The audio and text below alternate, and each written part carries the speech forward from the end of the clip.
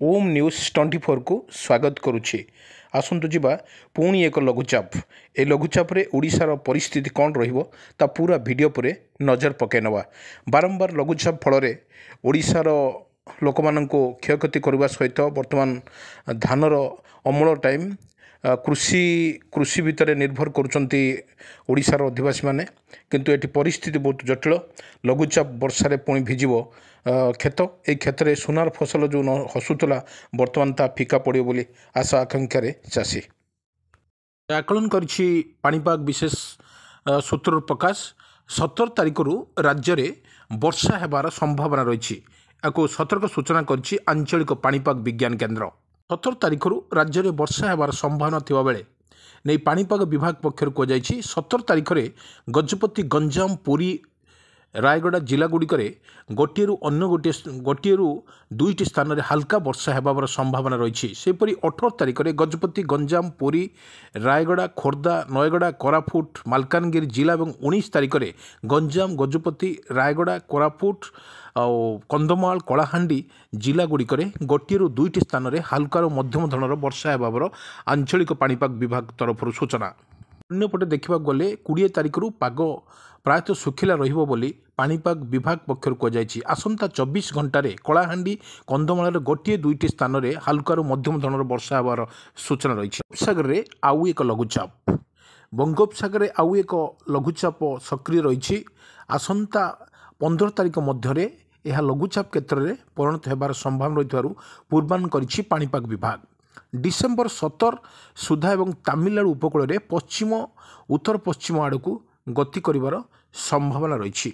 Shaper देखा गले पाणीपाग विशेष सूत्र प्रकाश 24 घंटा मध्य तमिलनाडु उपकूल आड़ को पश्चिम उत्तर पश्चिम दिग को गति करने संभावना रही। यह प्रभाव जो सोमवार तमिलनाडु एवं पंडिचेरी केतेक स्थान में मध्यम धरण वर्षा हेबार संभावना रही। आज चेन्नई सहर उपकंठर किछि अंचल में झड़ तोफान एवं वज्रपात सहित हाल्कार मध्यम धरण वर्षा हो पारे।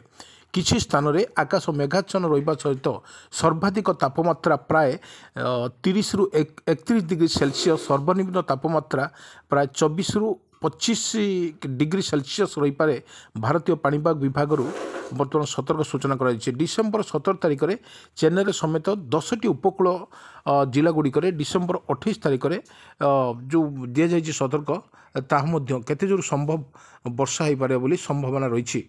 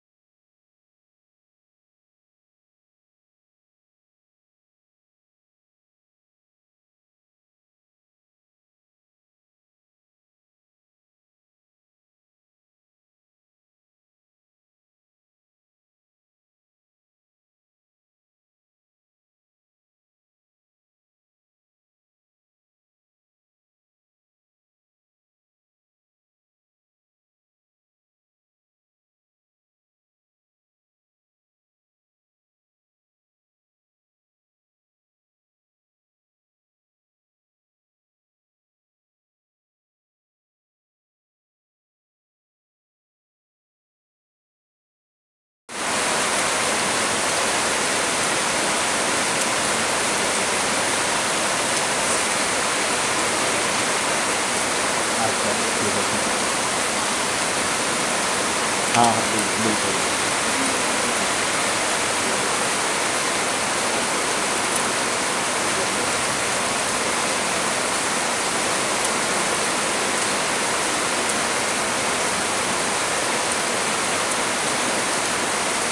सेम है।